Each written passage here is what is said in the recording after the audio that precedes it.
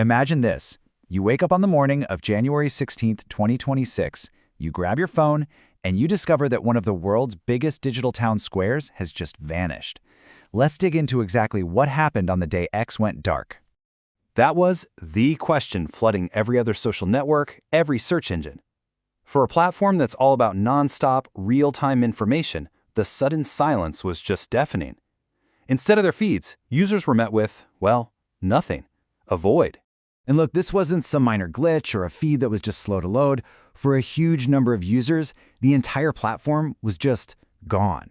A blank screen where a global conversation was supposed to be. The service had, for all intents and purposes, ceased to exist. So just how big was this, and how fast did it all fall apart? Let's take a look at the data, which really paints a picture of a platform in absolute freefall. The scale of the problem was frankly staggering. At its peak, outage trackers like Down Detector were logging over 100,000 individual reports. This tells you right away this wasn't some regional hiccup. It was a global, system-wide meltdown. And the speed? Whoa, it was breathtaking. At 10:01 a.m. Eastern, the first report started to surge. Just 2 minutes later, bam, over 22,000 reports. By 10:20 a.m., that's less than 20 minutes from the start, it had blown past 100,000. This wasn't a slow decline. It was like falling off a digital cliff. Okay, so with the platform down and the official channels completely silent, the only clues we had were the error messages themselves. Think of these as digital breadcrumbs, giving us a little glimpse into what was really going on behind the curtains. So the first major clue was this, error 522. Now you see the word Cloudflare there, but don't get it twisted. This wasn't Cloudflare's fault. It basically means Cloudflare knocked on X's door and nobody answered. The failure was happening deep inside X's own infrastructure.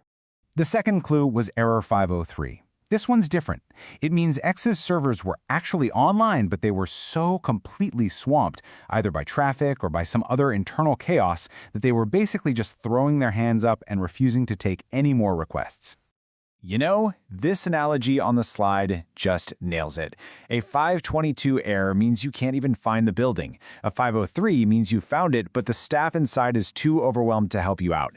When you see both of these errors at the same time, it paints a really clear picture of a system in total, catastrophic failure.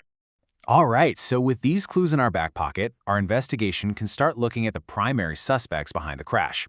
Right now, there are 3 main theories for what could have caused this kind of meltdown.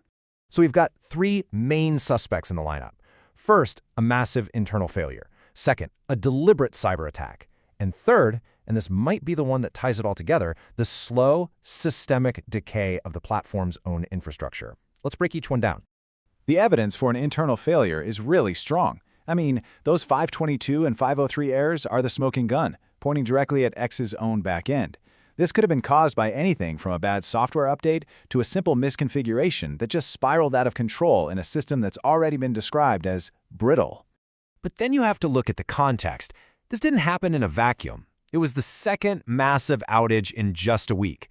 After that first crash on January 13th, Elon Musk himself came out and blamed a cyber attack.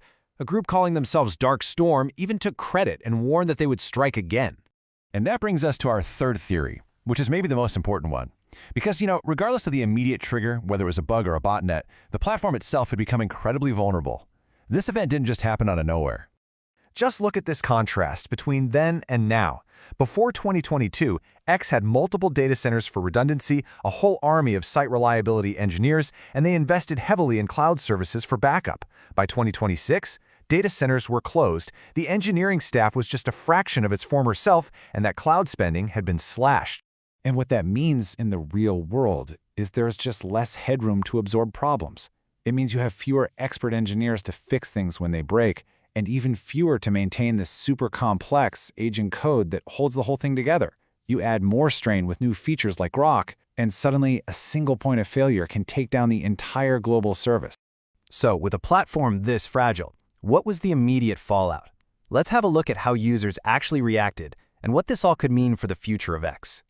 The reactions were, well, they were telling. Sure, a lot of people were just frustrated, and of course the memes started flying. But a huge 40% immediately jumped ship to rival platforms. And for all the businesses and media outlets that rely on X, it was a moment of serious concern. A clear, immediate loss of confidence. And that migration was very real. The competitor Blue Sky reported getting more than 100,000 new users in just the first 12 hours of the outage. So people weren't just waiting around, they were leaving. Maybe the most significant damage wasn't even technical, it was reputational. Through the whole hours-long outage, there was just complete silence from X's official accounts. That lack of communication, on top of the technical failure, just absolutely shredded user trust. And all of this leaves us with the ultimate question, doesn't it? A social network is only as strong as its active users. In a world with more alternatives than ever, if a platform can't even guarantee that it'll be there when you open the app, how many chances will people give it before they just leave, for good?